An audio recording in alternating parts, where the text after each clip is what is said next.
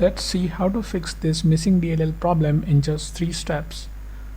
So in the step 1 we have to open this page. The page link is provided in the description. So this has got download button. So we'll click on download button and the file will get downloaded. We have to save this file somewhere.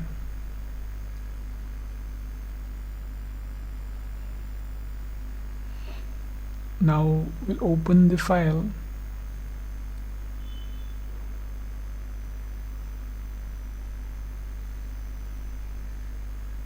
Now we have to copy this file.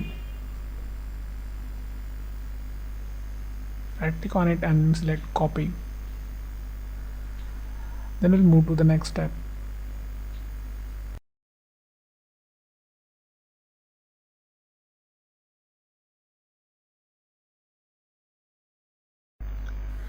Now open C drive, then open Windows folder. Now scroll down in the directory. We have to open System32 folder here. Now right click in the blank space and select paste. Click continue to paste it. If you face access denied issue, then you can follow the screen to fix that. And the step 2 will register the DLL file we just copied. Now open task manager with an administrator access. Click file, select run new task, then click on browse button. Now open C drive again, open Windows folder, open System32 folder. Now in the list we have to select this file,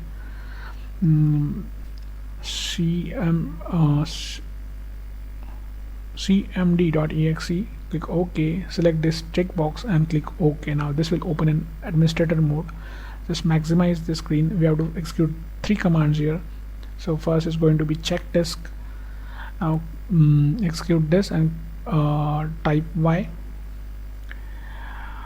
In the next command would be sfc space / scan now.